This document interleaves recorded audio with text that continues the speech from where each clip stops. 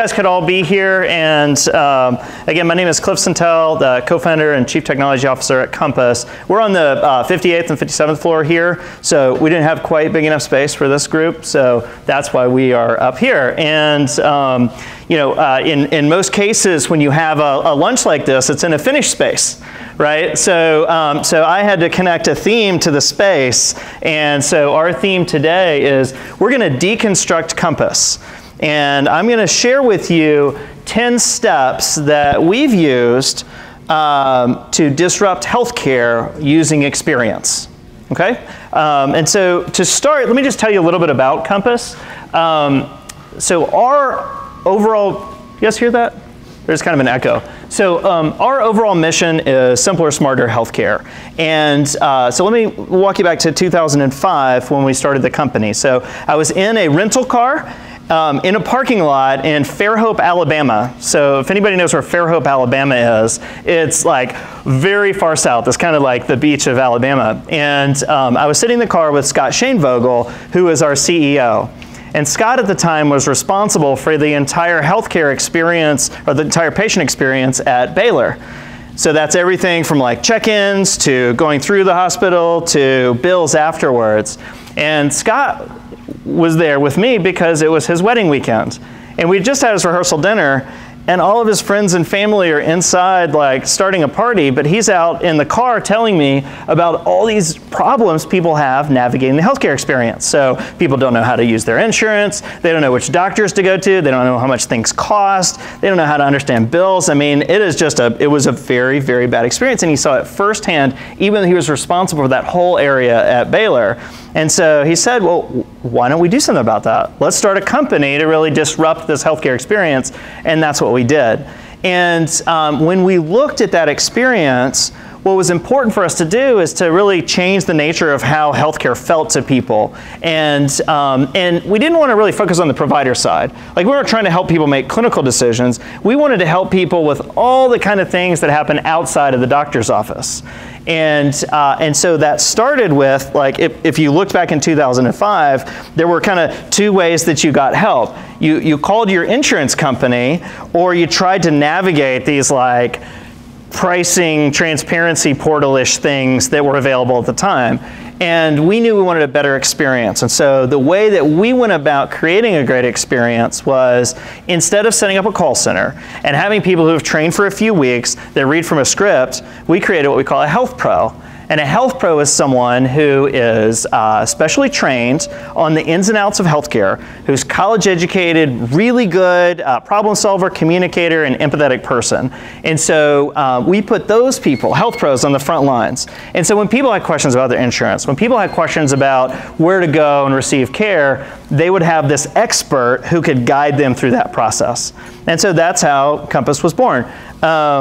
And we help people through all their entire healthcare journey. So everything that happens outside of a doctor's office, we help with that.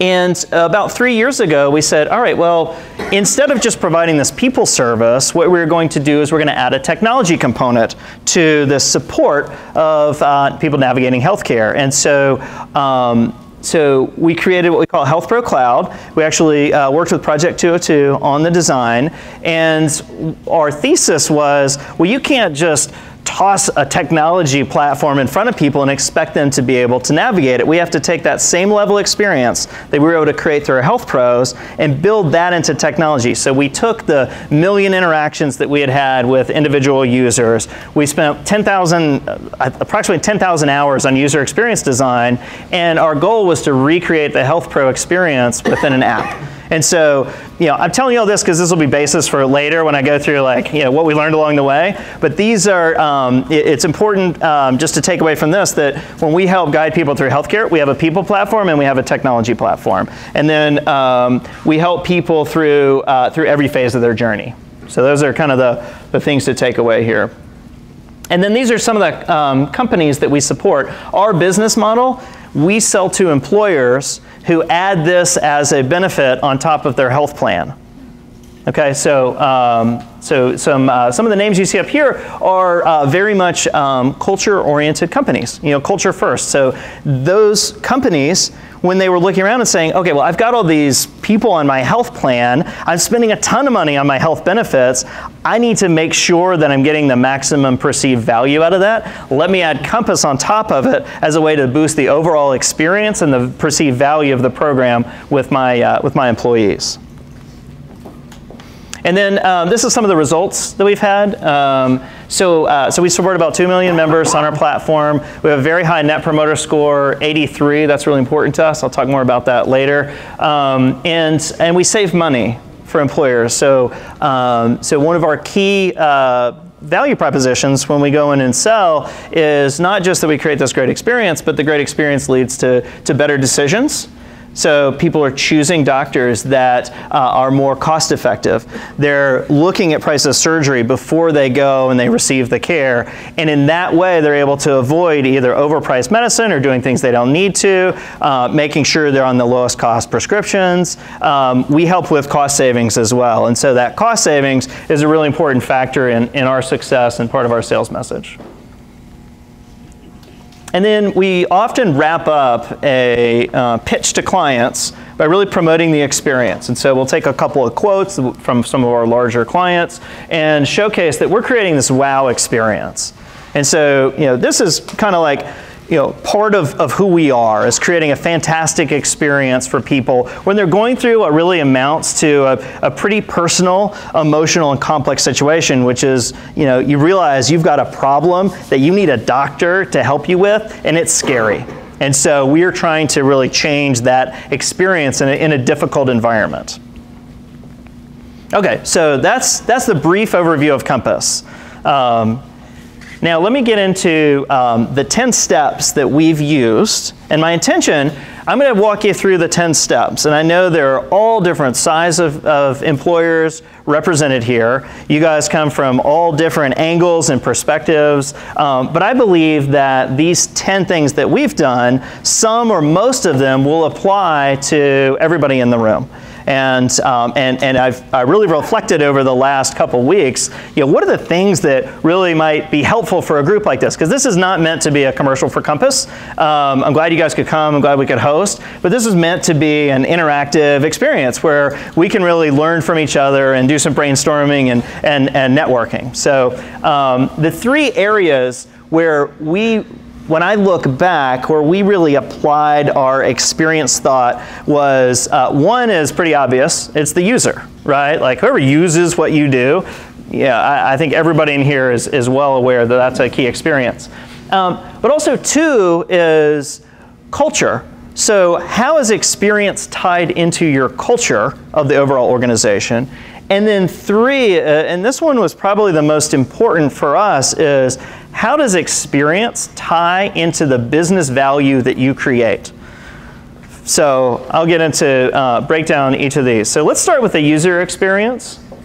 And understanding user pain points is a great place to start. And so let me walk you through. I'm not going to really talk about how we've done that. I think people in this room are pretty comfortable and familiar with how you go about studying user experience. But I want to paint a little bit of a picture through a somewhat ridiculous story about what the user experience is for healthcare. So most of you guys, I'm sure, have been through the healthcare process some way or another.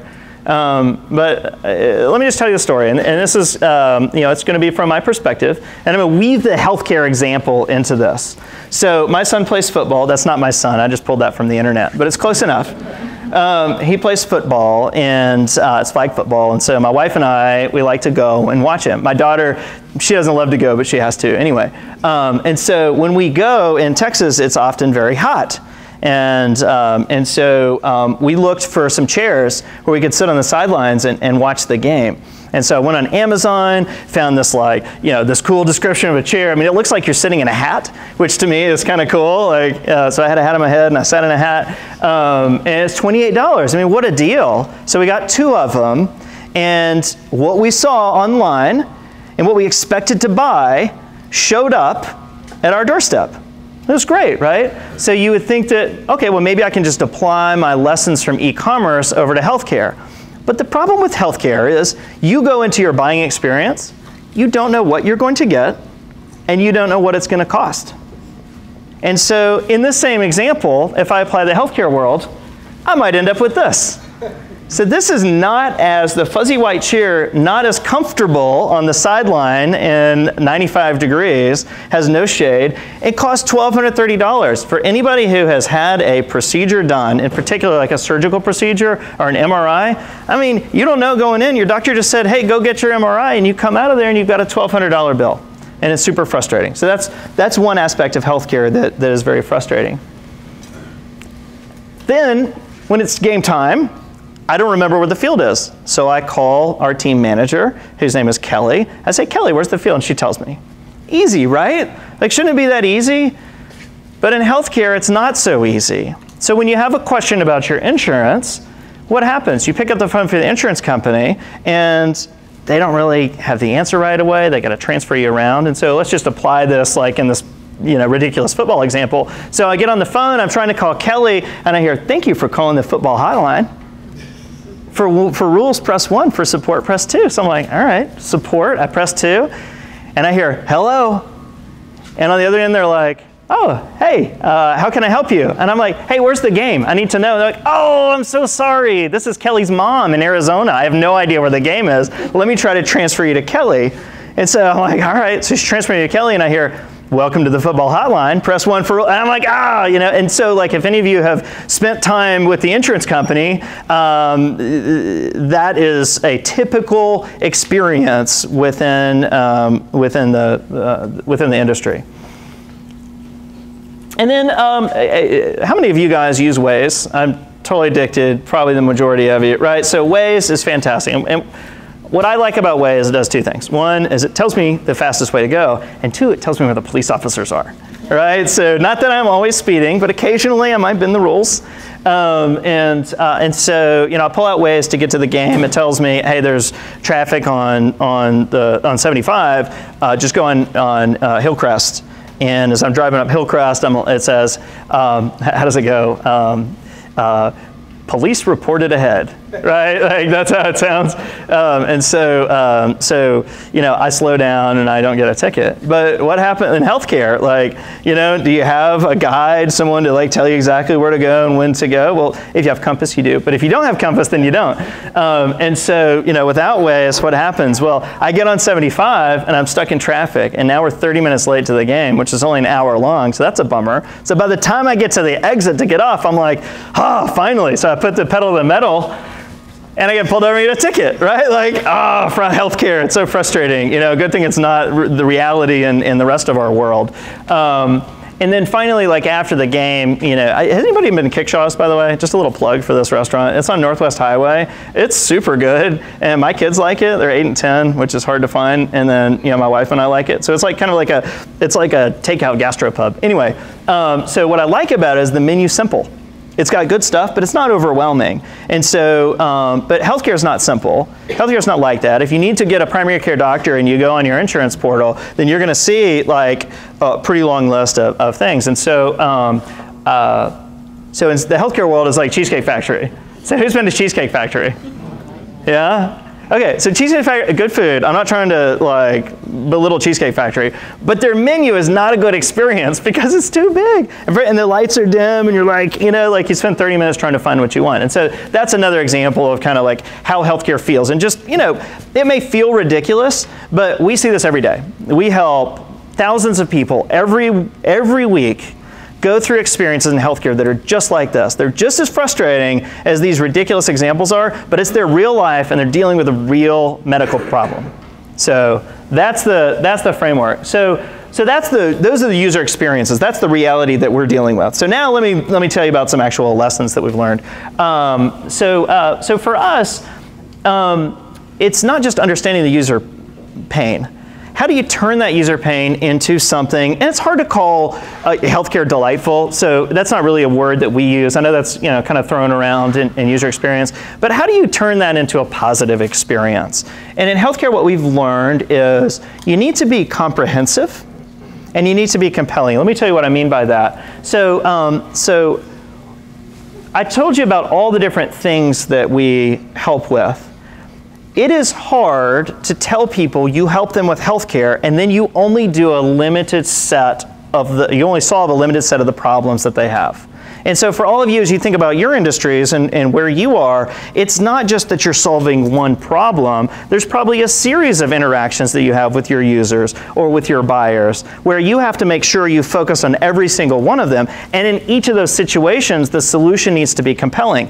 When we started Compass, our first angle with Compass was, let's collect medical records for people.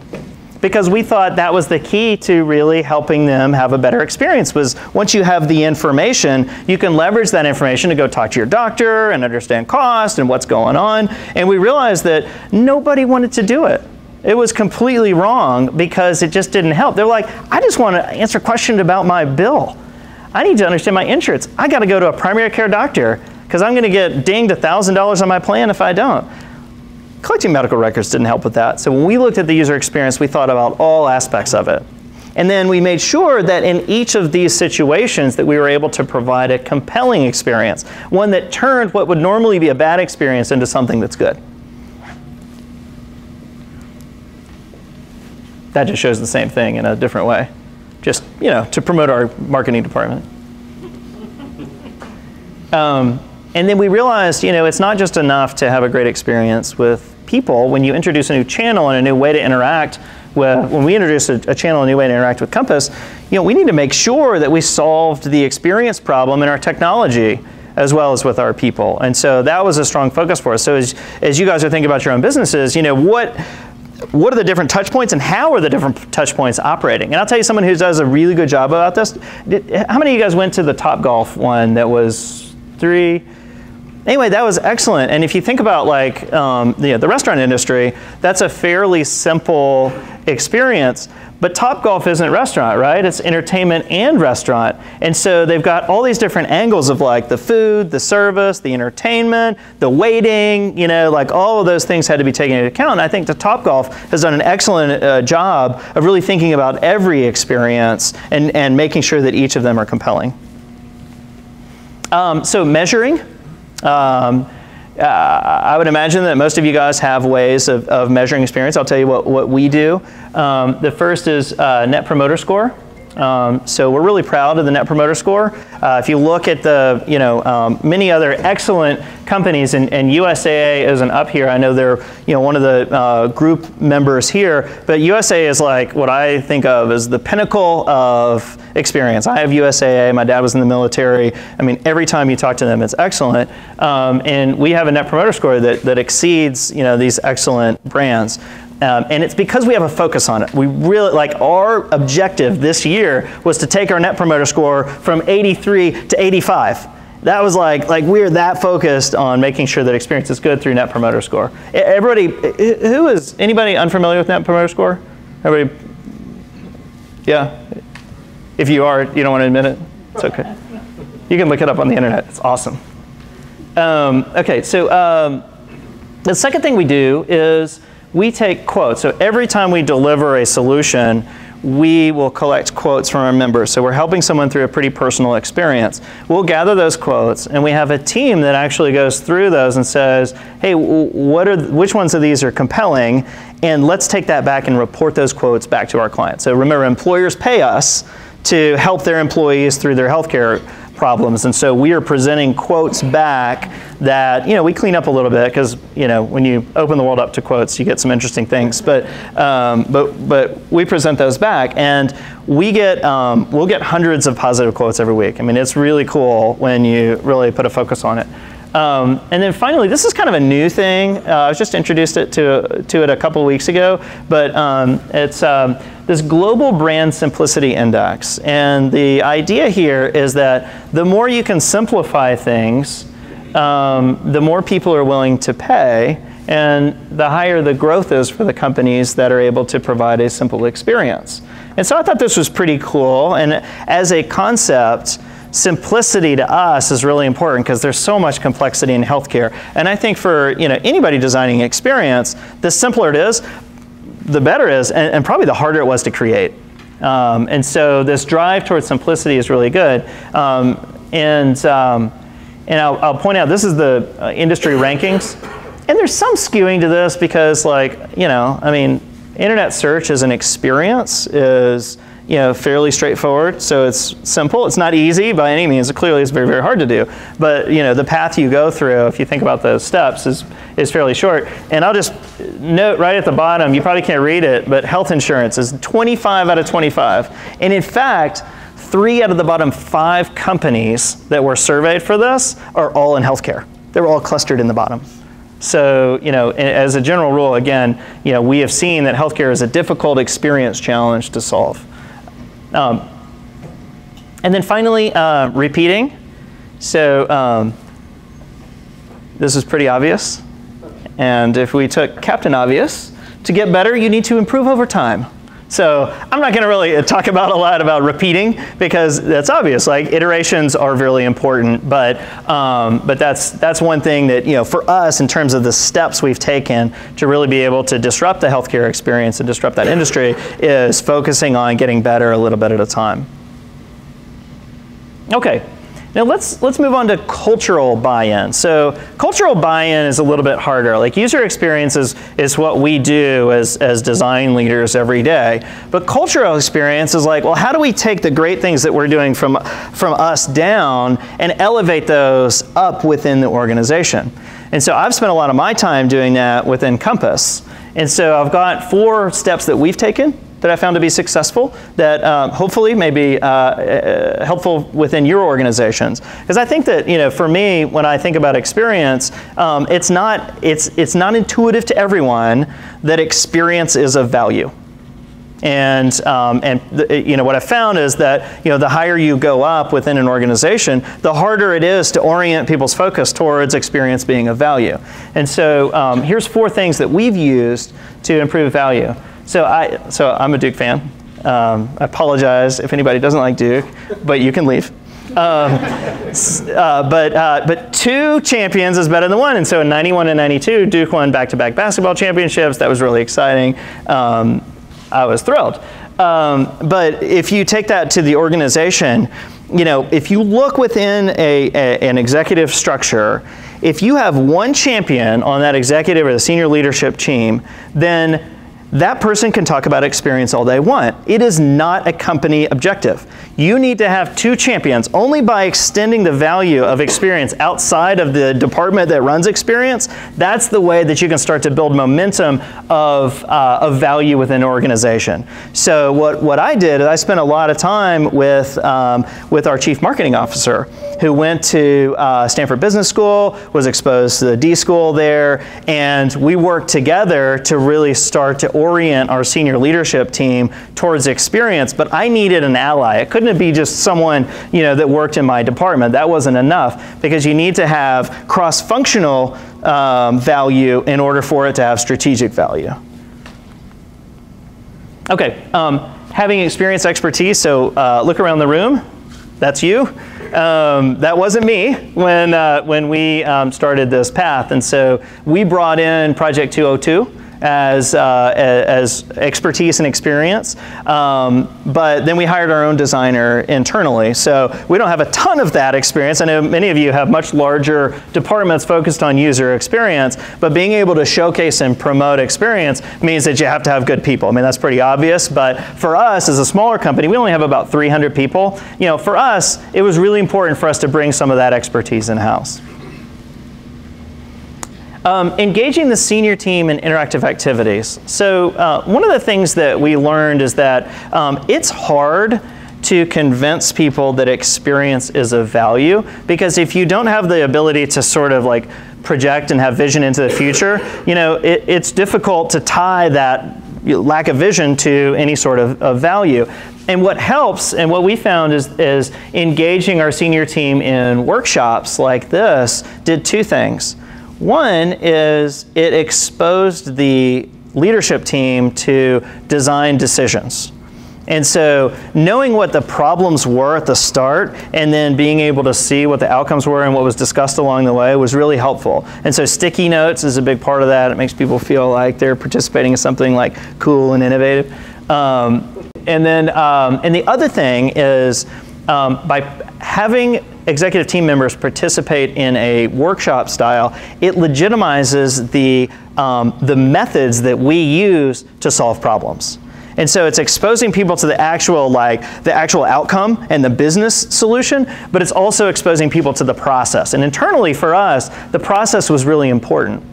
And so this was really helpful in engaging our senior team in this level. And then showing incremental changes. So it's really tempting, and you guys may be great at this, but I know I was not, is showing incremental changes. It is tempting to just say, oh my God, look at this final output that came out of our design process. Isn't this amazing? And people might look at it and say, yeah, that's pretty good. But if it's really simple and good, then everybody thinks they would be able to recreate it, right? Like, you look at Google, it's like, of course the search engine is, you type something in, it returns the world's worth of information. But actually getting to the point where they figured out how to do that was super hard. So the simpler it is, the better your design is, inherently, the harder it is to showcase value. Because it feels a lot easier. It's obvious once you get to the right conclusion. And so showing incremental changes along the way is that's the technique that I used, is being able to showcase across the organization what has changed, what we learned, the different inputs along the way. Again, it legitimized the process for us and allowed us to really uncover the core issues that were solved as part of getting to this simple, awesome design that we got to at the end. Okay, now that's cultural. So it's like, how do people think about experience within the organization? But you know, fundamentally, any aspect of an organization has to provide business value. Like there has to be something that comes out of that that's going to lead to to higher revenue or more margin. I mean, that's what businesses do. And some of you may work for nonprofits. This may not apply to you in that case. But for-profit businesses, it comes down to that, right? And so, how do you take experience and tie that to key business metrics? And so what we did is, when we looked at experience, we split it into two aspects. For revenue, how does this help us with sales? And how does this help us with retention? So we're a recurring revenue model. We bill clients every month, and so retention is really important. It's not true for all businesses, but that was really important for us. And so we said, well, how do these tie together? And so I was like, well, of course, if you have a better experience, then people are going to want to buy you. But why? Why is that? And when we really challenged ourselves, we realized that we're making an assumption. The assumption we were making is if we provide this great experience to our members, when the employer is like, oh my gosh, I think I need to save some money and cut this program out, we thought, oh, well, the employees will revolt. Of course, it was too good of an experience. And they just didn't care. And it's not that they're heartless, they really do care. But it wasn't compelling enough to just give a good experience to some people and then expect other people to pay for it. And what we realized as we dug deeper was it wasn't the experience that we were providing to members that was really our core value. What we realized is that in healthcare, there's a lot of things that are hard to do that can save money. So introducing a high deductible plan. That's hard to do, to go from a PPO plan. Everybody know what a high deductible plan is? Like a PPO? Yeah, you know it well, right? So moving to a high deductible plan from a PPO plan is hard because all of a sudden you go from paying $25 when you go to the doctor to like, oh my God, my office visit is $120? Where did that come from? And then you go and you get an MRI, it's like, whoa, $3,000? Are you kidding me? And so it's hard to make that change, but it has been proven time and time again that high deductible plans save money.